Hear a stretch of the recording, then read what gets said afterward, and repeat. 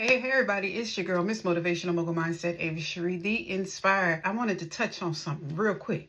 So I've been having conversations with my adult children and my grandchildren, and I wanted to talk about being a strong woman and how the misperception of that is that we make decisions that are best for us. If we would have kept accommodating other people that was mistreating us or making the wrong choices in their life, which affected us, if we would have just went along with the flow, everything would have been good. This is coming from a space of myself being a teen mom, and by the age of 21 having 4 children. I never took my kids' fathers for child support. I didn't have to myself, because my understanding was, even though we were young, it wasn't a surprise once you have a baby. I thought that I was dealing with people's mentality that was as thorough as mine.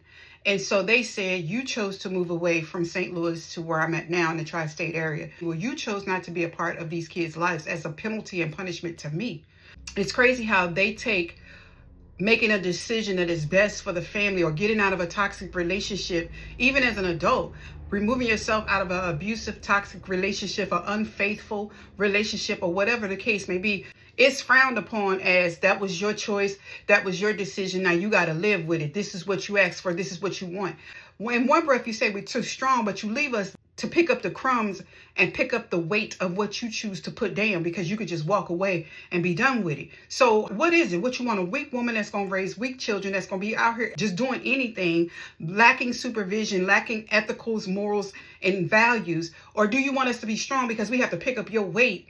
We have to pick up the slack of what you're not doing. We have to have the tough conversations and sit them down and say, this is why dad's not here. This is why grandpa can just walk away, because I made a choice to get out of a toxic relationship. And it's sad and it's bad because people would rather you stay. But then when you stay in those toxic, abusive relationships, you're teaching them how to be abusive and toxic. So which is it?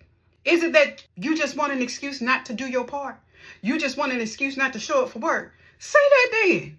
You wouldn't have got hired if you said that. You had to front your way in here to look qualified to fill a position. Quit calling us strong and rebellious, hard and difficult to deal with. All women, who's considered the strong one, quit calling us that when we can look at our history and our bio and our references and show that you dropped the ball. You chose to not show up for work. You chose to not put your skills to use. You chose to not enhance your objectives and goals. We had no choice. Okay? All right. And now we got to sit and talk to little kids that's crying for their grandfather or crying for their fathers because now they just don't see them, because y'all men so mad and in your feelings about a woman choosing her family, herself, and probably stayed with you way too long, overstayed. Y'all want us to take it all. Y'all want us to take the abuse, the cheating, the lying, the manipulating, the deceiving, the lackluster love life. Y'all want us to take everything. Child. We ain't trying to be strong. We want to be submissive. Most of the strong ones, we had to do too much to be strong. We had to carry too many weights that wasn't ours. Male and feminine energy. We don't want that. We too cute for that. I know I am. God's love and God's peace to y'all. I just had to set the record straight because ain't nobody got time for that.